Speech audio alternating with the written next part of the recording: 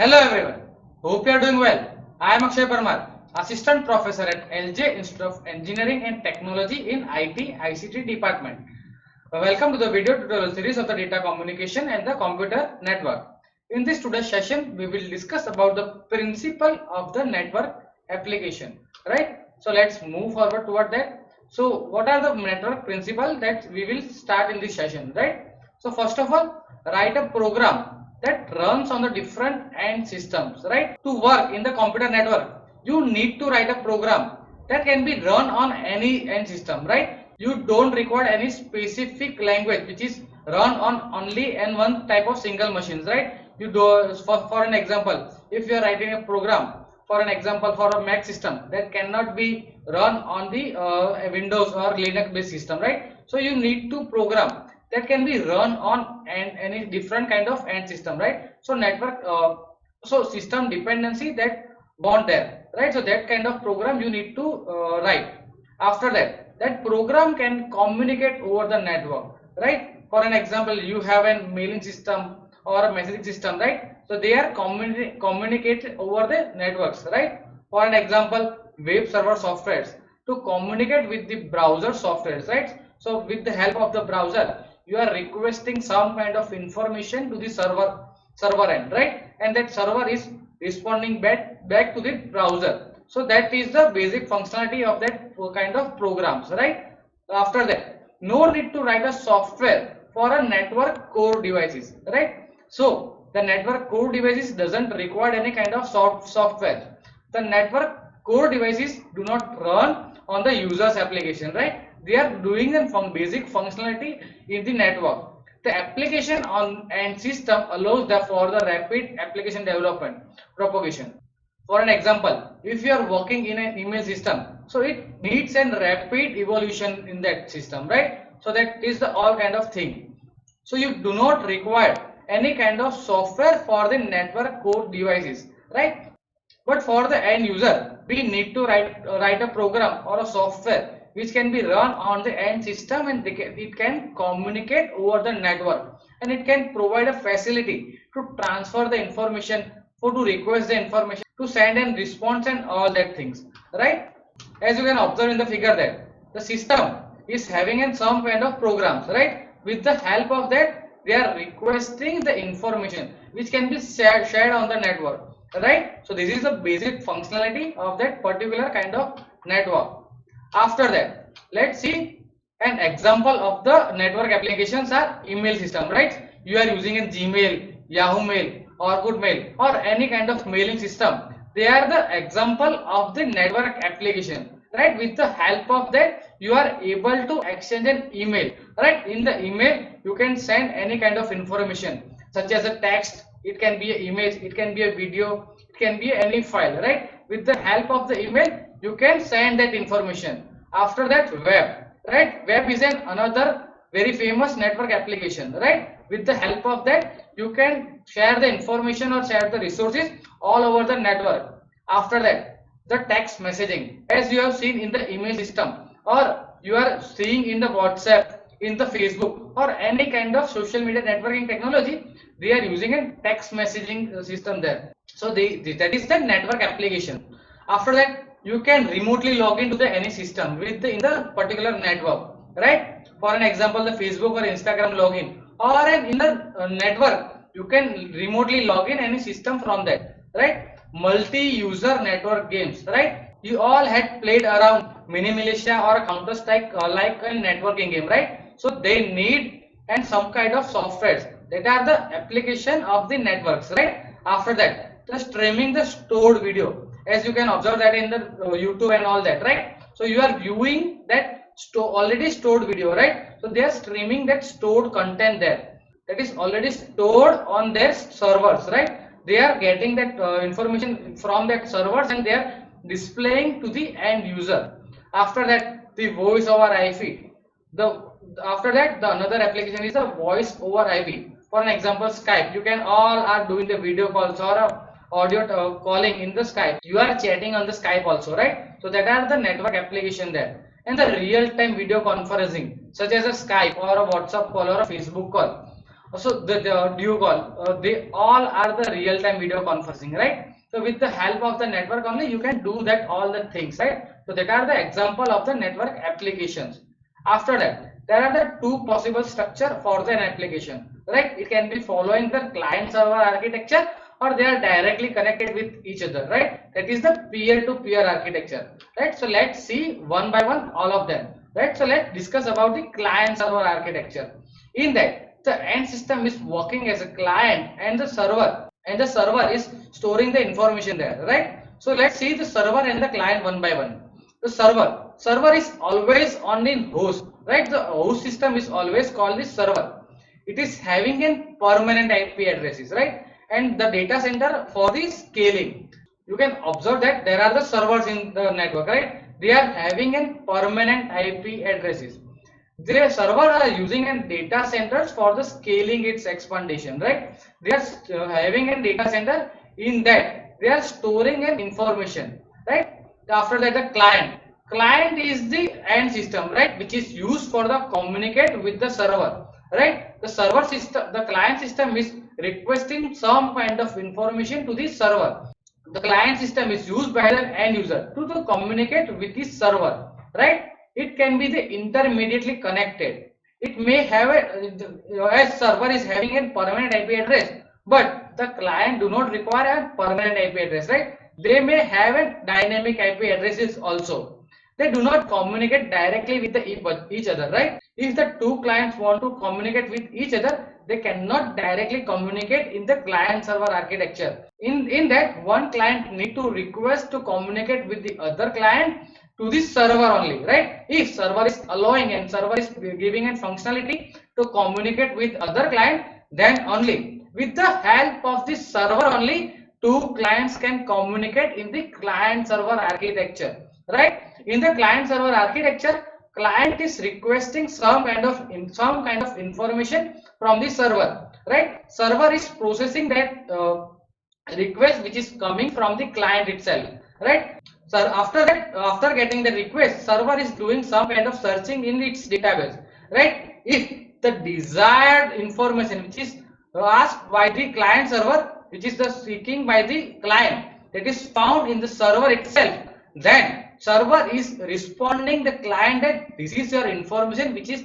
you have asked for, right? Which is the information you are seeking for, right? That's how the client is getting the response and actually information from the server itself, right?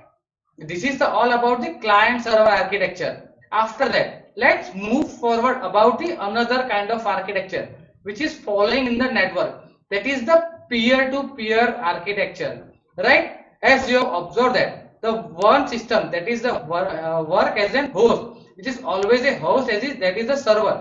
But in the peer-to-peer architecture, always on servers, right? Any node which is not working always as a server only, right? So it may have a client system which are directly connected. In that, one system can perform as a host as well as client also, right? In the peer-to-peer architecture system, arbitrary end system directly communicate, right? In that, the two end system or two client system can communicate with each other directly, whereas in the client server architecture, two client system cannot communicate with each other directly without the help of the server.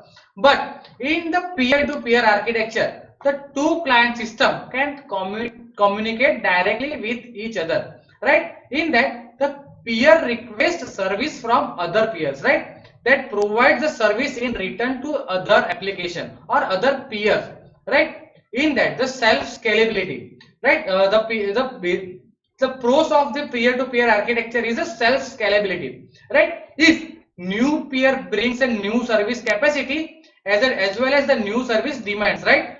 That's how they are scalable its network, right?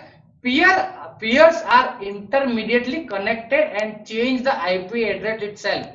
To work with the peer-to-peer architecture, it is having a complex management to work with, right? So that is the basic cons about to work with the peer-to-peer architecture, right? After that, the process communication. What do you mean by the process, right? And what they are having? So process is the program running within a host, right? At the server side, the process are running, right? That are the program that is running within a host, that is called the process itself. Within a same host, two process communicate within an inter-process communication that is already defined by the OS, right? So if one is asking that how the two process communicate with each other within a same host, so they are using a simply inter-process communication that is defined by an host. But if someone is asking a process from the different host, and if they want to communicate, how they can communicate? With the help of the exchanging the message, the processes which are falling in the different hosts can communicate with each other, right? In the client server system, what is the client process and what is the server process there, right? The client process, in that the process that initiate the communication, that is called the client process there, and the server process, that is the that process that is wait for to be connected or contacted, that is called the server process there, right? Aside that, the application with the peer-to-peer architecture have the client process and the server process both at that one system, right? That's how the process communication is working. After that, let's see this socket. What do you mean by the socket and where does they are using? The socket is mainly working at the transport layer, right? The socket is the one endpoint two of the two-way communication link between the two programs running on the same network, right? So if someone is asking what is socket, so socket is just simply a one endpoint of the two-way communication link between a two program running on the network, right? A socket is bound to a port number so that the TCP layers can identify the application that the data is destined to be sent to, right? So with the help of the socket only, you can send the information by wherever it is asked from, right? And an endpoint is combination of the IP address as well as the port number.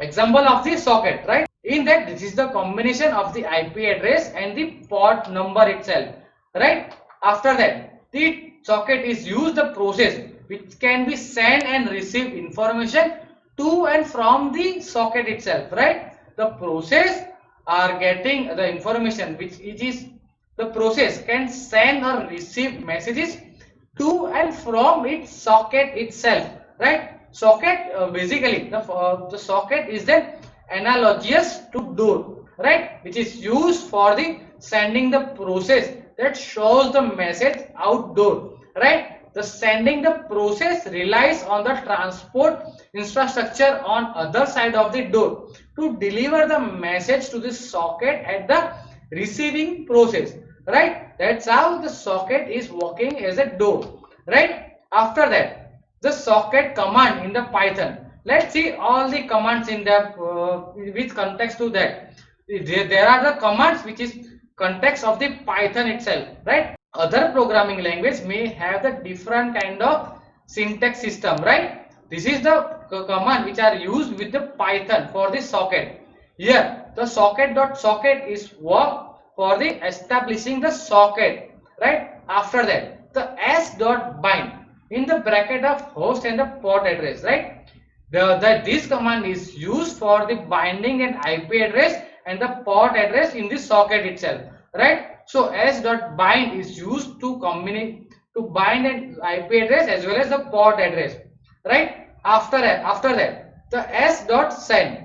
This command is used for the sending an information from the client system to the end system, right? So whenever a client is want to send an information, they are using a command s.send, right? After that, at the server side, they are listening about the sending an information, right? So they are having an s.listen command all the time, right? So to listen, someone is contacting the server or that they are using an s.listen command. After listening and after approving to sending the information, the s.receive command is used for the receiving that information which is sent by the end system, right? So they are using the s.receive command, right? With the help of that, they can easily receive the information, right? After receiving the information, the socket must need to be closed, right? So for that, s.close command is there, right? So with the help of the s.close command, the socket is closing itself, right? After that, let's see then addressing process, right? To receive a message is the process must have the identifier, right? To receive a message, the process must have an identifier, right? With the help of that identifier, the process have a unique ID, right? With the help of that, they can easily receive and send the information, right? Host device has a unique 32-bit IP addresses. The question is, does IP address of the host on which the process runs suffice for the identifying the process? The identifier includes both the IP address as well as the port number, right, which is associated with the process on the host, right? So the process which is having an IP address as well as the port number on the host. For an example of the port number is, the HTTP server is having an 80 port number and the mail server is having a 25 port number, right? To send the HTTP message to the some kind of web server, the IP, for an example, they are using a port number 18, right? And the IP address of that particular website or web server is similar kind of thing, right? And the port number, if you are want to send an information with the help of the HTTP, the hypertext transfer protocol, so then you must need to use a port number 18, right? After that, what the transport service does on the application need, right? They are using a data integrity. What do you mean by the data integrity and what is that? The some application requires a 100% reliability. Some application requires 100% reliable data transfer, right? For an example, file transfer or a web transaction, right? Then required a 100% reliable data transfer. If in between they are not reliable on the data transfer, they are not 100% reliable data transfer, so the information which is getting from the client to the end server, it is worthless, right?